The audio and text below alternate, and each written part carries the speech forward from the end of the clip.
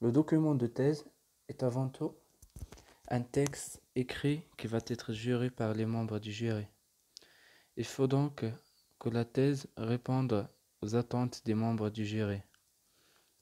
Il n'y a pas d'autre exigence si le doctorant fait seulement une thèse pour avoir le titre de docteur. Par contre, il est fréquent que la thèse soit réalisée par une personne qui souhaite poser sa candidature à un poste d'enseignant-chercheur dans une université ou dans une école, voire à un poste de chercheur dans un institut de recherche. Dans ce cas, la thèse sera l'un des éléments importants de la candidature. La valeur de la thèse pour la candidature sera évaluée par les personnes qui sont impliquées dans le recrutement, les rapporteurs du Conseil national des universités, membres des commissions de spécialistes des universités, membres du comité de recrutement des écoles. Même si la thèse n'est pas le seul élément pris en compte, c'est inévitablement un élément très important. C'est en tenant compte de l'existence de ces multiples évaluateurs que sont données les précisions de ce vidéo et celles qu'on trouvera dans sur la soutenance et les activités qui suivent la thèse.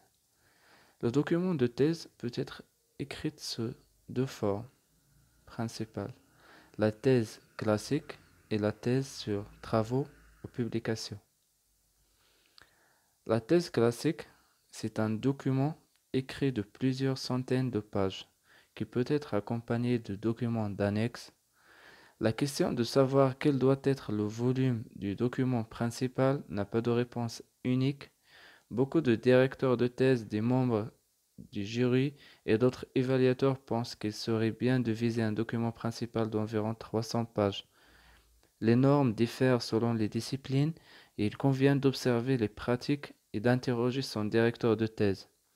Par exemple, dans les thèses de gestion qui utilisent des méthodes qualitatives, il est souvent difficile de faire une thèse de moins de 300 à 400 pages.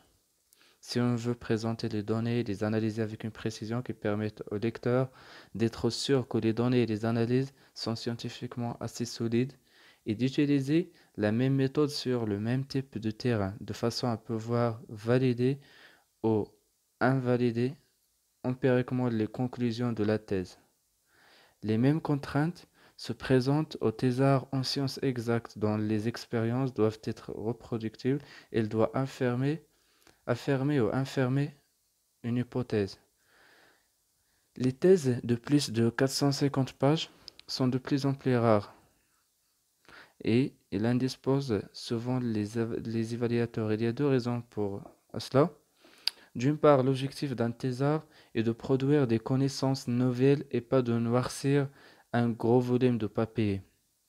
La valeur d'une thèse est dans son contenu et pas dans son volume. La concision est une qualité.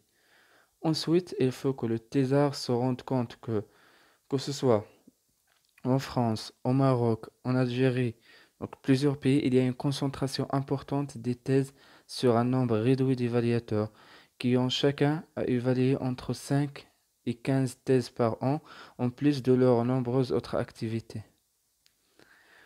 Et on observe bien sûr actuellement une tendance à la diminution progressive du volume de thèses, imputable à la fois à la réduction du nombre d'années consacrées au doctorat et à l'évolution des exigences des directeurs de thèse. Passons maintenant au deuxième type qui est la thèse sur travaux ou thèse par article. Donc, ce format de thèse est très différent de celui de la thèse classique. Le travail du thésard est alors composé de la juxtaposition d'un ensemble de plusieurs éléments reliés les uns aux autres. Chacun de ces éléments fait classiquement l'objet de la rédaction d'un cahier de charges, puis d'une proposition de communication à un congrès et enfin d'une proposition de publication à une revue à comité de lecture.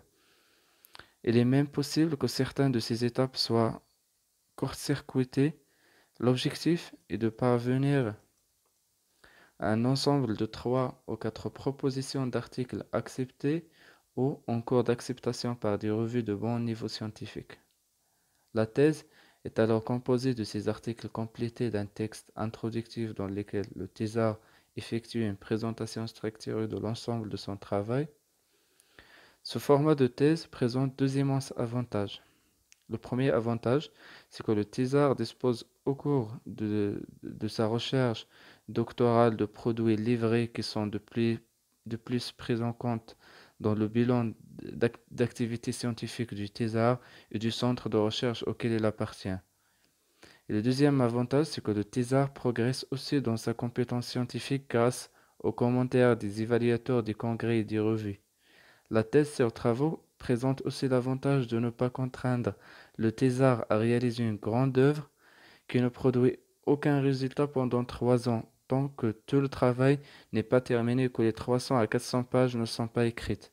Le thésard peut réaliser le même type de travail et le scinder en 3 ou 4 parties.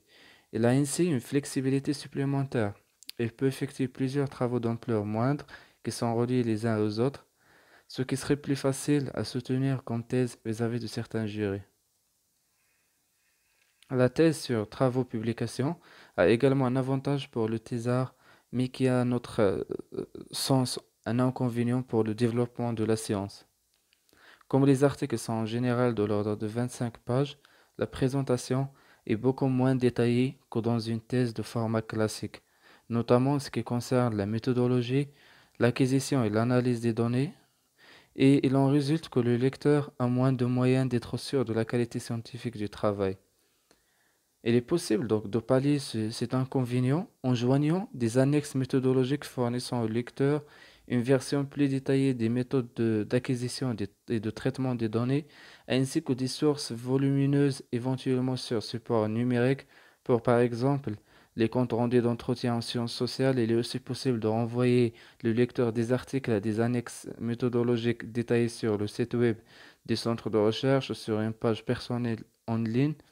Il est aussi possible de rajouter un ou plusieurs chapitres de compléments méthodologiques qui permettront aux doctorants de développer des aspects tels que le design de la recherche, le positionnement épistémologique, les choix méthodologiques, les techniques de collecte et d'analyse des données. La thèse sur travaux présente cependant une difficulté qu'il convient de ne pas occulter lors de la rédaction du manuscrit final. Les différents chapitres ont déjà fait l'objet d'une publication à l'occasion de communication lors d'un colloque de publication dans une revue à comité de lecture. Il n'est donc plus possible de les modifier sans le préciser explicitement. Or, nous savons que la pensée d'un auteur évolue au fil de la rédaction et que dans la phase de rédaction finale, il est courant de reformuler les textes écrits au début du processus de thèse.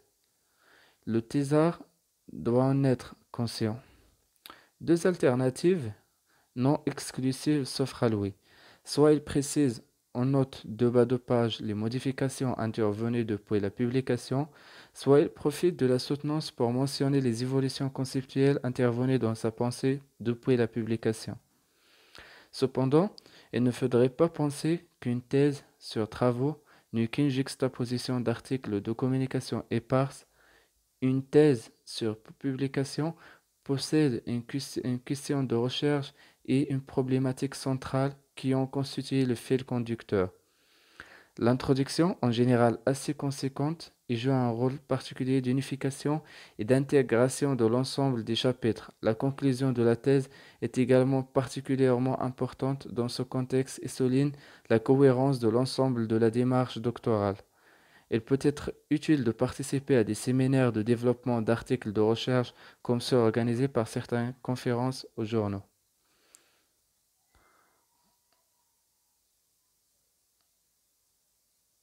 Donc, le fait de se lancer dans une thèse classique ou dans une thèse sur publication a un impact certain sur la nature des activités du thésard, leur programmation et leur pilotage.